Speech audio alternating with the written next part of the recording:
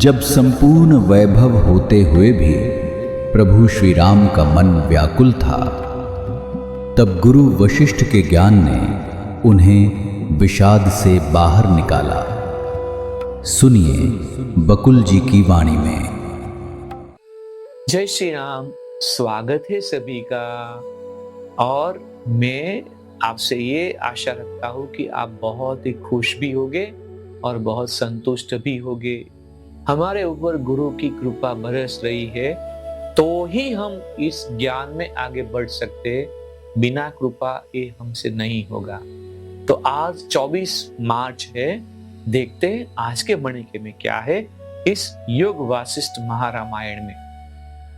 श्लोक है, कर्मनाशे मनोनाशो मनोनाशो च कर्मता मुक्तस्यैष भवत्येव नामुक्तस्य कदाचन। वशिष्ठ ने कहा, जब परब्रह्म में ब्रह्मांडीय मन प्रकट हुआ तब उसी क्षण भिन्न भिन्न प्राणियों की सहज प्रवृत्तियों और व्यवहारों ने भी अस्तित्व ग्रहण किया। काया या शरीरधारी यही प्राणी जीव कहलाए।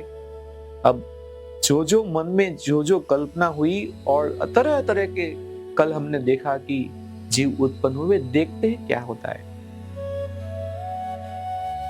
मन और क्रिया में कोई भेद नहीं। जिसे क्रिया कहते हैं वह पहले मन में ही उत्पन्न होती है। क्रिया की अपनी काया मन ही है।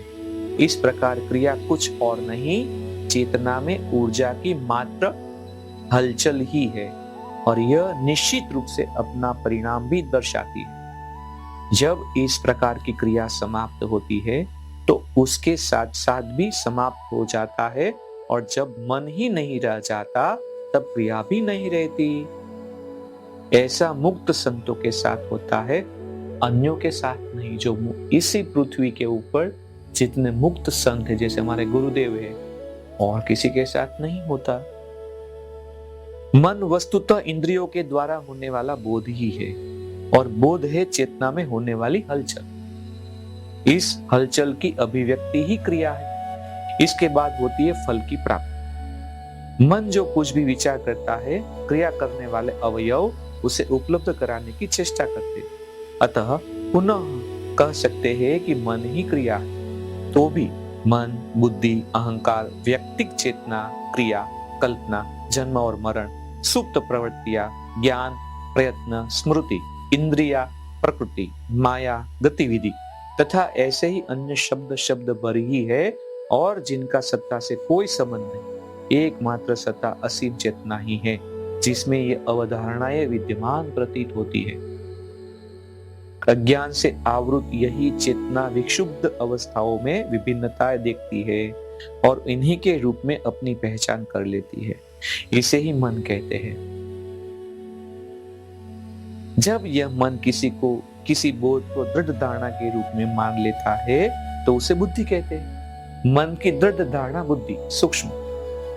जब यह मूर्खतावश अपने को अलग इकाई मान लेता है तो उसे अहंकार कहते हैं। जब यह अनवरत अनुसंधान को त्याग देता है और अपने को उठते मिटते असंख्य विचारों से एकाकार कर लेता है तो इसे व्यक्तिक चेतना कहते हैं। तो देखा, एक व्याप्त चेतना से व्यक्तिक चेतना कैसे बनती है। मन से बुद्धि, बुद्धि से अहंकार, अहंकार से व्यक्तिक चेतना बनती है। बहुत ही अद्भुत है। बिना कर्ता के विशुद्ध चेतना में होने वाली शुद्ध हलचल ही क्रिया है। परंतु जब यह क्रिया फल का पीछा करने लगती है तब यह कर्म बन जाती है। जब वह यह सोचने लगते हैं कि मैंने इससे पहले भी देखा है, भले ही पहले देखा हो या ना भी देखा हो, तो वह स्मृति बन जाती है। जब पिछले भोगों का प्रभाव चेतना के दायरे में बना रहता है, भले ही यह प्रभाव दृष्टिगोचर ना हो, तो उसे प्रसुप्त प्रवृत्तियां यानी कि अंतर्निहित शक्ति कहते हैं। जब यह सत्य के प्रति चैतन्य होती है और दृष्टिभेद को अज्ञानजन्य मानती है तो उसे ज्ञान कहते हैं। इसके विपरीत जब यह आत्मविस्मृति की गलत राह पकड़ती है और मिथ्या कल्पनाओं में डूबी रहती है तो इसे अशुद्धि या मलिनता कहते हैं।